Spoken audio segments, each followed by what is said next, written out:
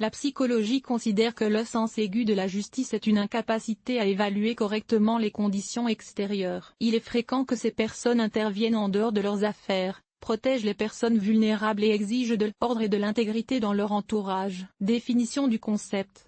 Les personnes ayant un sens aigu de la justice se considèrent souvent comme des super-héros, sans l'aide desquels aucune situation de vision ne peut être résolue en toute sécurité. Le sens du devoir et de la justice est associé à des sentiments très difficiles à contrôler. Le sens de la justice est très subjectif. Par exemple, dans une équipe, l'un pense que tout le monde devrait recevoir le même salaire et l'autre devrait recevoir des honoraires pour une tâche accomplie proportionnellement. Principales approches de l'étude du sentiment de justice. Le sens de la justice est un ensemble unique de qualités inhérentes à chaque personne. Les perceptions individuelles influencent les attitudes à l'égard de différents événements. Le phénomène lui-même a été étudié en psychologie, en philosophie et en droit judiciaire. La vision subjective de la justice peut nous en apprendre beaucoup sur la nature humaine et les principes de la vie. Les signes.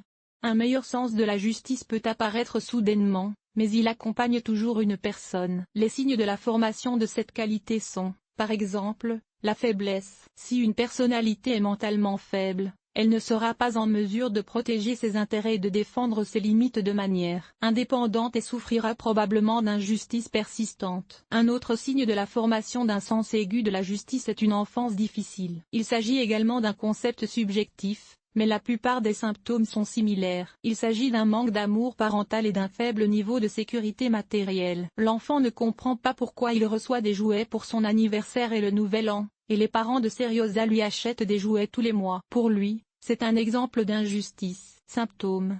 Un sens accru de la justice peut se manifester par la sensation de certaines émotions, telles que la colère, la rage, la tristesse et la nostalgie. Par exemple, au cours d'une promenade, j'ai remarqué qu'une bagarre avait éclaté entre deux garçons. Pour une raison ou une autre, c'est honteux et triste pour vous, à tel point que les adultes se fâchent contre les petits, mais cela n'a rien à voir avec cet incident. On ne peut pas offenser les petits enfants. Alors je voudrais intervenir et donner une leçon aux garçons adultes, parce qu'on ne peut pas offenser les petits-enfants, et je voudrais intervenir et donner une leçon aux garçons adultes. Le désir incessant d'obtenir un ordre qui réponde à des exigences subjectives est le symptôme le plus frappant d'un sens douloureux de la justice. Diagnostic et traitement.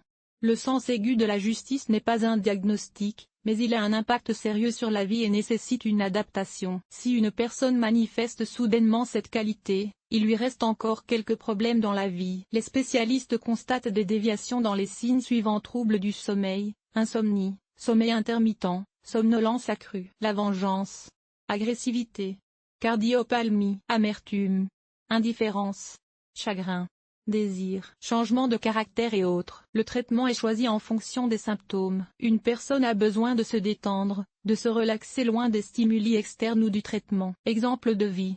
Les injustices de la vie sont trop courantes pour qu'elles soient importantes. Aujourd'hui, je peux raisonner ainsi et fermer les yeux sur les petits problèmes, mais dans mon enfance, les choses étaient différentes. Je me souviens de cet incident. Aujourd'hui encore, mes souvenirs sont empreints d'émotions contradictoires. J'ai 5 ou 6 ans.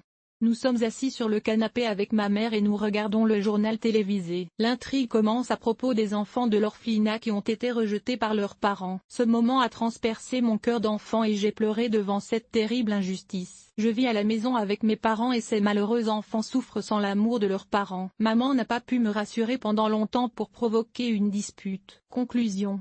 Les émotions humaines changent constamment en réponse à des conditions internes et à des facteurs externes. Certaines émotions particulièrement vives peuvent indiquer la présence d'une déviance mentale. Cependant, il est erroné de croire que l'exaltation est l'un des signes de la schizophrénie. Celle-ci ne peut être envisagée que si elle s'accompagne d'autres signes. Le sentiment de justice appartient à un type d'émotion qui accompagne les gens en permanence, mais chacun l'exprime de manière différente. Un état exacerbé reflète vos problèmes internes et indique peut-être la nécessité de demander de l'aide.